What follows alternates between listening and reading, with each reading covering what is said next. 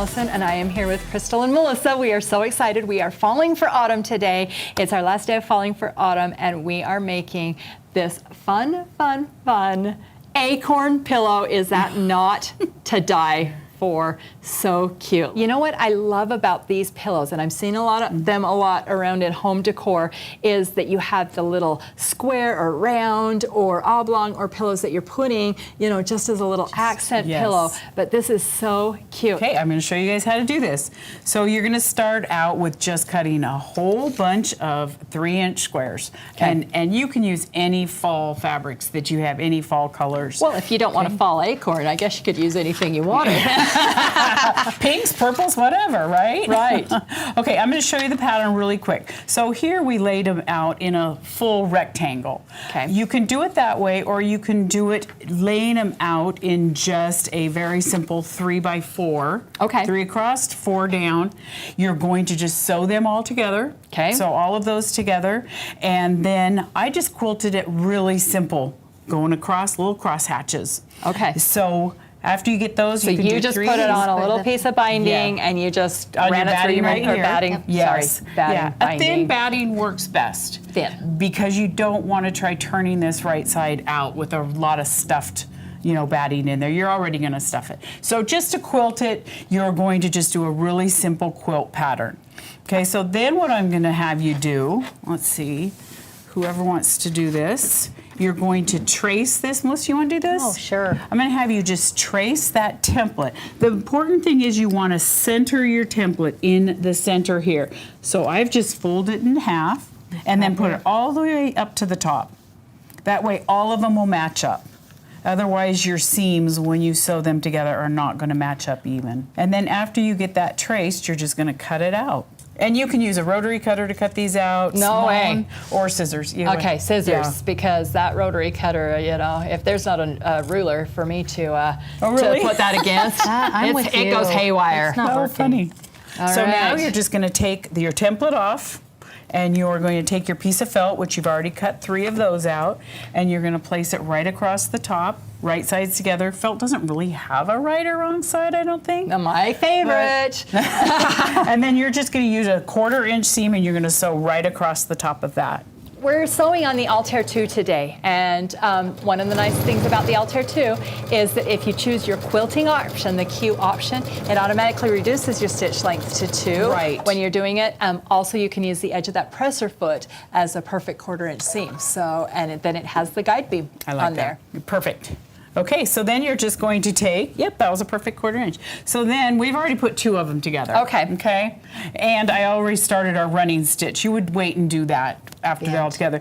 The one important thing is make a little 1/4-inch mark down here from the tip up. Okay. Because you don't want to sew all the way down. You want to sew right to that 1/4-inch foot. So now you're just going to take and put this one together. Okay. And sew down to the 1/4-inch spot. While she's sewing, you are a master stuffer. Oh. She is the stuffing queen, and by stuffing, I don't mean what you eat, but she can absolutely Chris stuff. always says that. It's perfect. There's an art to it. This one is not tough. This is, you have a pretty good size opening when you're starting. It's Okay. not like you're starting with one of those little 3-inch openings and trying to get it all in there. All right, well, I'm just excited to see the old technique. And now you're gonna sew. We're gonna take and just put these 2 together. She did one side, we're gonna do the other side. The same So you're not thing. pinning, you're just, No, oh, look how easy no. that goes together. Yeah, you shouldn't have to. If you've measured everything, using a good 1/4-inch seam, you shouldn't even have to worry about clipping or Okay, pinning. and the top is open, so you don't have to worry about leaving that, correct? Absolutely. Yeah, so you Yeah, don't you're sew the not- top. Yeah, and that's the nice thing about this is that you have that big area. Okay. And I was perfect. thinking also, so I just stuffed mine with fiber fill. Yes. If I was to do this again, I think I would get like a crushed walnut shell or something and put down in the bottom. So it's a little bit heavy and sits up And flat. it sits up. Okay, so now all we're gonna do is you're just gonna turn it right side out. Okay. You're gonna get a good needle. I used 3 strands of embroider floss. Okay. To go around the top. Why embroidery floss? Just because you had It's it? stronger, number 1. Okay. And I'm taking a lot bigger stitches. If you look at my stitches, they're much larger. You don't want something that's gonna, number 1, get all tangled up in that. And what we're going to do is, so we're just doing a running stitch, a simple running stitch all the way around. And the reason I'm using embroidery floss also is because you can, depending on how tight you pull it, you might see it a little bit. You want something that's kind of cute, something that blends in. You use just a plain old sewing thread and it might not look as cute. Okay. If you were going to use a fabric on there, I would flip it over 1/4 inch. Okay. So I would not leave, it's just going to give it a little more stability. Okay. Okay, so I've got the tip out. So I brought some polyfill, and I do have to stand up for this part. Okay. Sorry. And so you're just going to take your polyfill and make sure you don't lose these 2 ends. You want to hold on to those ends and just start stuffing it. Whoever wants to do it, just go ahead and grab it. Because this is me. I want to know. So I don't have to be careful or anything. Special I'm just tip is get it all the way before you put a bunch in. You've got 1 handful in. Get it all the way to the bottom and make sure it's settled in there. Okay. I think that's probably where I go wrong, is I try to get going too fast. And stuff. By this and point in not the get it all project, here. you're like, I just got to get it finished. Yeah. So you're just fast and. Well, and that's with stuffing anything. If you're stuffing stuffed animals or all, get it all the way into the toes, all the way into the end of the arm first. There's nothing harder than getting the whole thing and then going, oh, I don't have any in the end of that foot. Okay, I don't want to lose that. No, I hold on to those. Yep. Okay. Stuff.